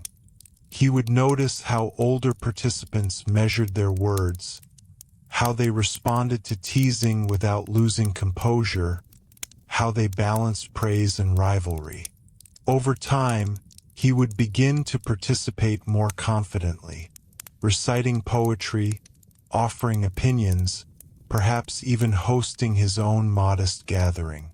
Decades later, as an elder, he would occupy the place once held by those he had watched in his youth.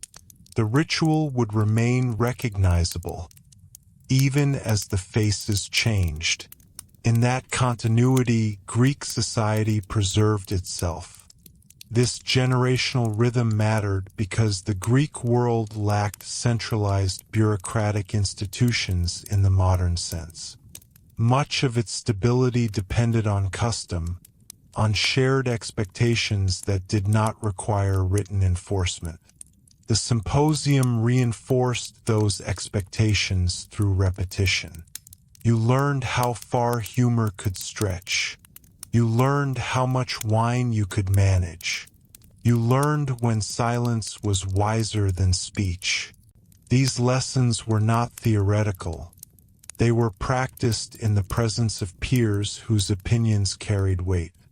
It is also important to remember how fragile many Greek city-states could be. Political factions competed intensely. External threats were constant. In such an environment, trust was a valuable and limited resource. The symposium provided a space to cultivate that trust gradually. Alliances were not formed solely through formal agreements. They were strengthened by familiarity. A man who had reclined beside you through many evenings, who had demonstrated moderation and consistency, was easier to rely upon in moments of crisis. The physical elements of the gathering reinforced this trust. The crater at the center symbolized shared participation. No one drank alone from a private source.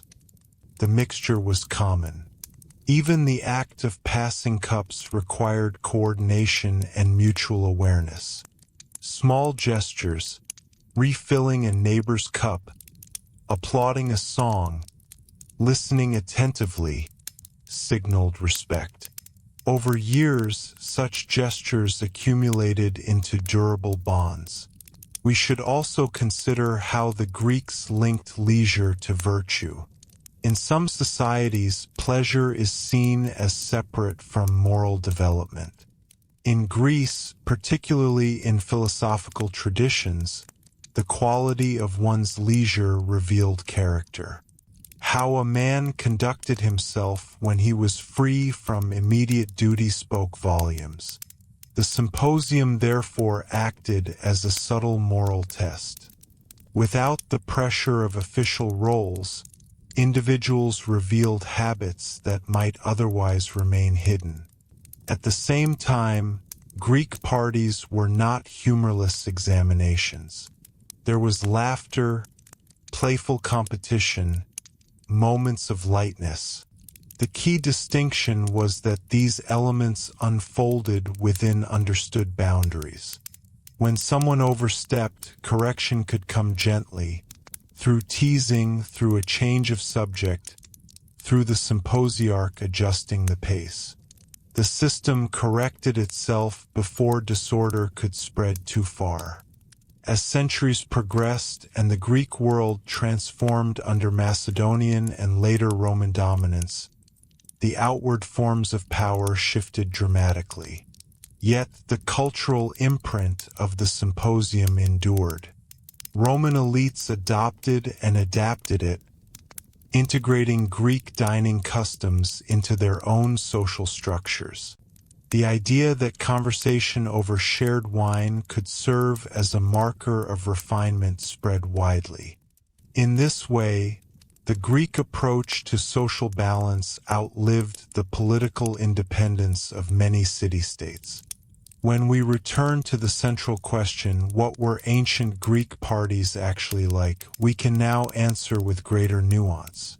They were not chaotic spectacles detached from responsibility, nor were they purely intellectual salons removed from emotion. They were structured environments where pleasure, hierarchy, conversation, and memory intertwined.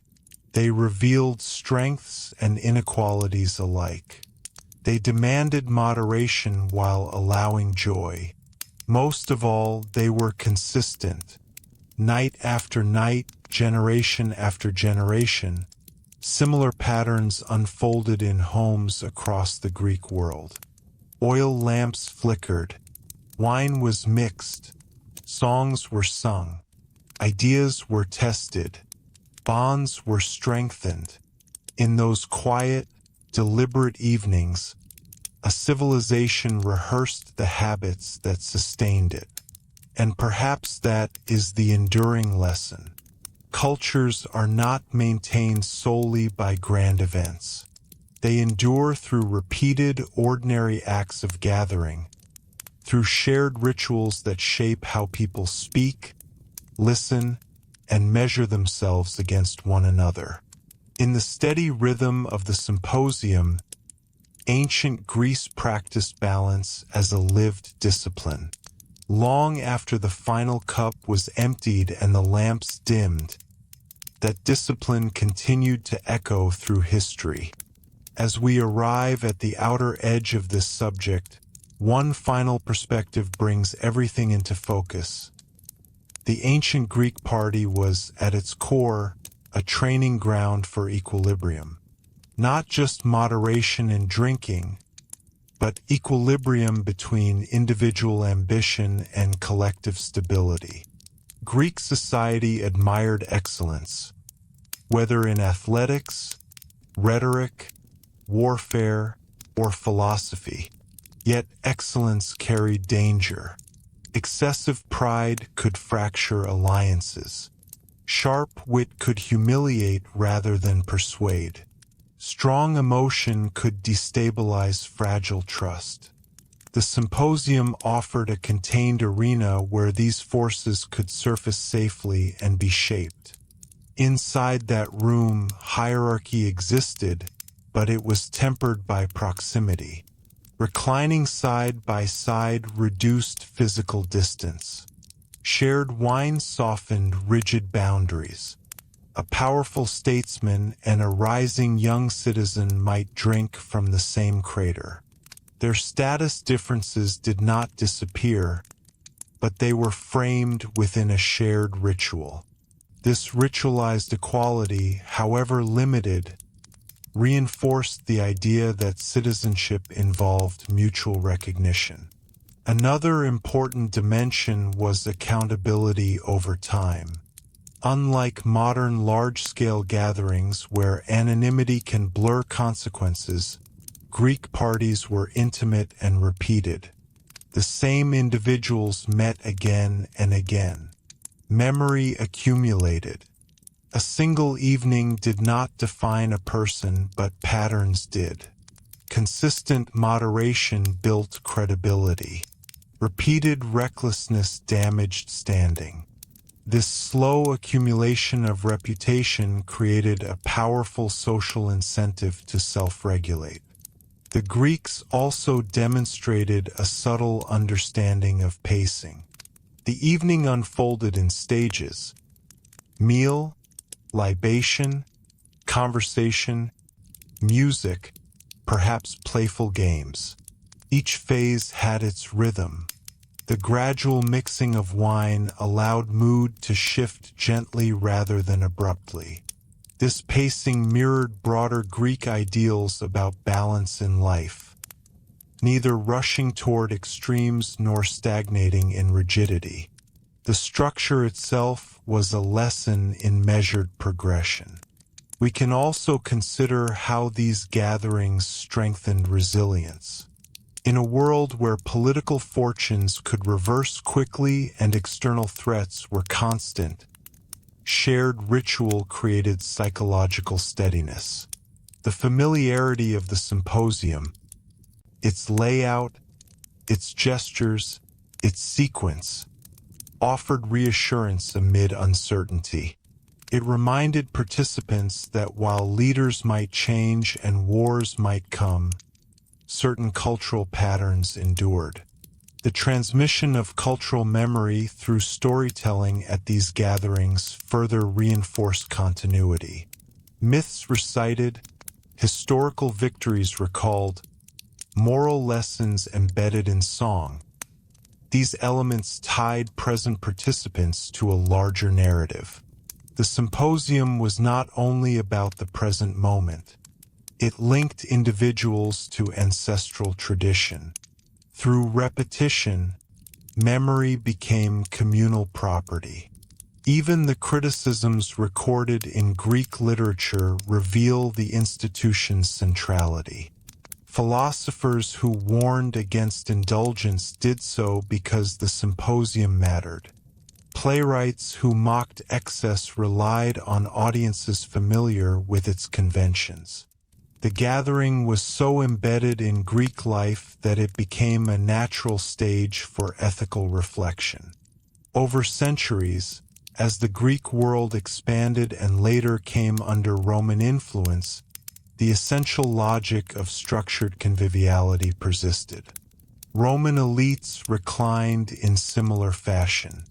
The practice of diluted wine and conversational exchange remained a marker of cultivated identity.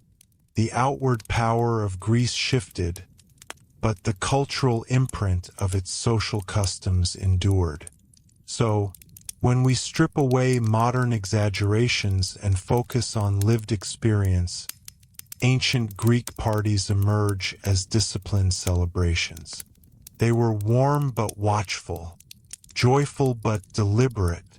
They reflected inequality, yet fostered solidarity within defined circles.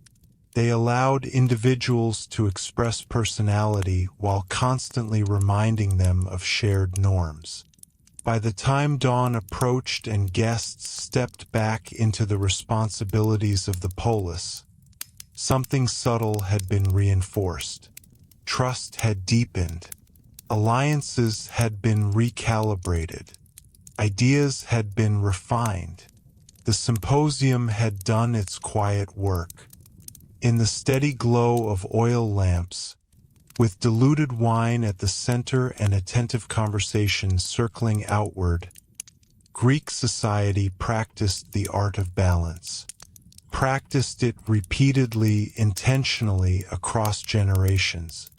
And through that repeated practice, it sustained a civilization whose influence would travel far beyond those modest rooms. Ancient Greek parties, then, were not simply nights of leisure. They were measured rehearsals of civic life, structured spaces where pleasure and principle coexisted, shaping character cup by cup, word by word, until balance itself became habit. If we let the story settle fully, what becomes most striking is how ordinary these gatherings must have felt to the people who attended them. For us, the symposium carries the weight of history.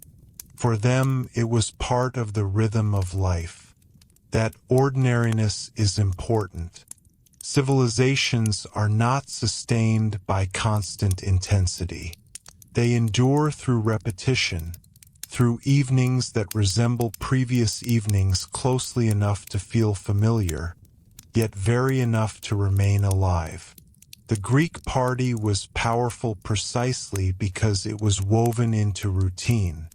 Imagine the predictability of preparation.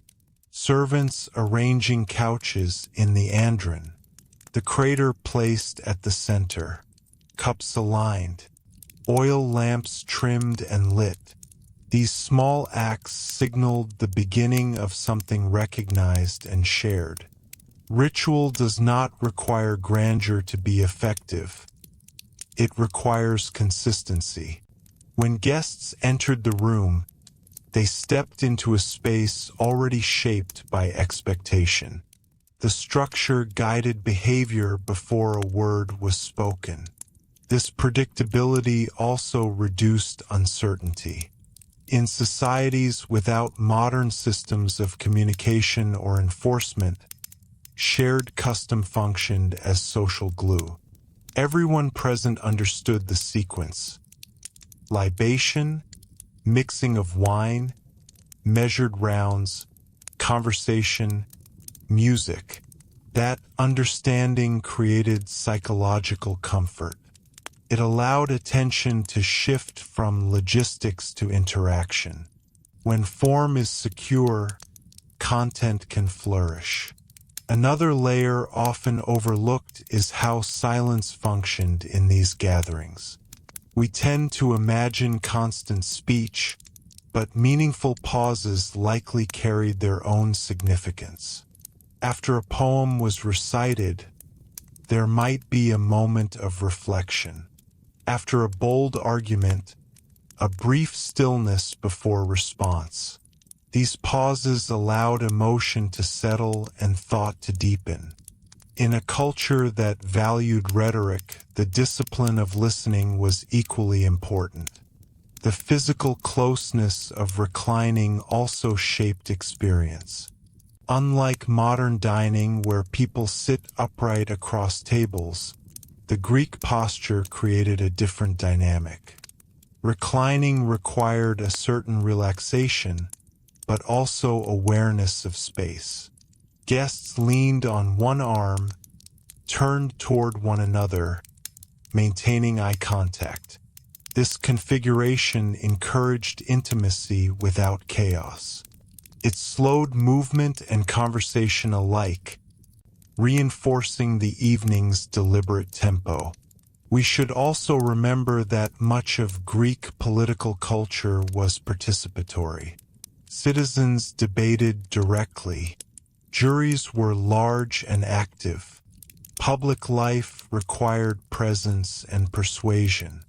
The symposium mirrored these skills in miniature. One learned not only to speak, but to read the room, to sense when consensus was forming, when tension was rising, when humor might defuse conflict. These were not trivial abilities. They were central to civic survival. Yet, despite its civic importance, the symposium remained personal. Friendships formed there were genuine. Shared laughter builds real connection. Repeated evenings of conversation cultivate familiarity that no formal alliance can replace. The Greeks understood that loyalty grows through shared experience. The party provided that experience in steady, manageable doses. It is also revealing that Greek thinkers chose the symposium as a setting for philosophical exploration. Plato's dialogue named Symposium is not an accident of literary convenience. It reflects a cultural reality. Important ideas often surfaced in spaces where participants felt at ease. Relaxed environments can foster honesty. Structured conviviality can lower defenses just enough to permit deeper inquiry. The Greeks recognized this dynamic long before modern psychology gave it language. Over time, the pattern became self-reinforcing. Young participants observed elders. Elders modeled composure. Stories and songs repeated across decades. Even criticism of excess strengthened the norm of moderation. Through constant iteration, balance became habit rather than aspiration. And that may be the clearest answer to our question. Ancient Greek parties were not wild abandon nor purely intellectual salons. They were disciplined social ecosystems. They integrated pleasure with responsibility, expression with restraint, hierarchy with shared ritual. They were environments where character was quietly shaped, where community was rehearsed, where memory was refreshed. When dawn returned and daily obligations resumed, marketplace debates, military drills, household management, the effects of the previous night lingered subtly. Trust felt slightly firmer, understanding slightly clearer, identity slightly more grounded. No single evening transformed society, but thousands of such evenings sustained it. Under steady lamplight, with diluted wine at the center and attentive conversation flowing outward, the Greeks practiced the equilibrium they so deeply valued. And through that repeated practice, calm, deliberate, unremarkable in its consistency, they maintained a culture whose influence would outlast the rooms in which it was rehearsed. If we consider the symposium not just as a social event but as a pattern repeated across landscapes and generations, we begin to see how deeply it shaped the texture of Greek civilization. These gatherings were not rare luxuries reserved for extraordinary occasions. They were embedded in seasonal rhythms, in moments of celebration, in the spaces between public duties. Their power came from repetition. When something is repeated often enough, It ceases to feel dramatic and begins to feel foundational. In many ways, the symposium trained perception. Participants learned to observe details, the tone of a remark, the subtle shift in posture, the hesitation before agreement. In a society that relied heavily on speech and persuasion, this sensitivity to nuance was invaluable. The evening was not only about expressing oneself, it was about interpreting others. Over time, this cultivated a culture highly attuned to rhetoric, irony, and implication. The shared meal that often preceded the drinking also carried weight. Eating together establishes trust. In the ancient world, where food preparation required effort and resources, inviting someone to dine signaled acceptance. Once the meal concluded and the symposium proper began, that trust deepened into a more reflective exchange. Hunger satisfied, the focus shifted from sustenance to thought. This sequence, body first, mind second, mirrored a broader Greek belief in balance between physical and intellectual life. We can also reflect on the aesthetic consistency of these evenings. Greek pottery used in symposia frequently depicted scenes of the very gatherings in which they were used. This visual echo created a subtle self-awareness. Participants held cups that showed others holding cups. The culture saw itself represented and reaffirmed. This recursive imagery strengthened identity. It reminded attendees that they were part of an ongoing tradition, not isolated individuals improvising a new form. Even the limitation of guest numbers was significant. A symposium was intimate by design. Too many participants would dissolve the clarity of exchange. By keeping the circle contained, the Greeks preserved accountability and coherence. Each voice mattered because the room was small enough to hear it. This scale reinforced mutual recognition, a key element in sustaining civic trust. It is important to acknowledge, too, that the symposium was not free from tension. Disagreements occurred, rivalries simmered, ambition sometimes surfaced sharply, but the structure acted as a stabilizing frame. The symposiarch controlled the pace of wine. Ritual beginnings and endings marked transitions. These mechanisms functioned almost like social guardrails, preventing conflict from overwhelming cohesion. Over centuries, as Greek territories expanded through colonization and later through imperial conquest, this model of structured conviviality traveled outward. In distant cities influenced by Greek culture, the pattern remained recognizable. Reclining posture, diluted wine, emphasis on conversation.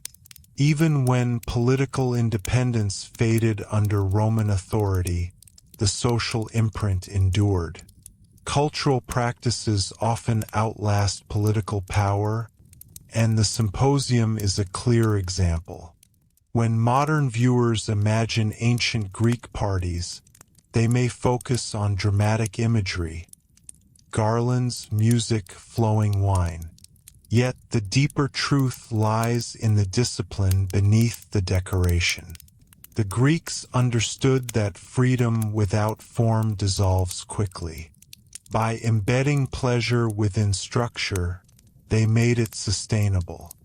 By linking enjoyment to shared norms, they prevented it from fragmenting community. As dawn approached and guests departed, there was no grand conclusion, no formal resolution. Instead, there was continuity. The next gathering would follow similar patterns, with small variations shaped by circumstance. This quiet persistence allowed culture to stabilize itself across unpredictable times. And that is perhaps the most revealing insight of all. Ancient Greek parties were not escapes from responsibility. They were extensions of it, spaces where responsibility took a gentler form. In conversation, in measured drinking, in attentive listening, participants practiced the equilibrium required by their civic world. Under steady lamplight, with a common crater at the center and familiar faces arranged around it, Greek society rehearsed its values again and again. Through that steady rehearsal, unremarkable, deliberate, sustained, it preserved a balance that would echo through history long after the music faded and the oil lamps burned out.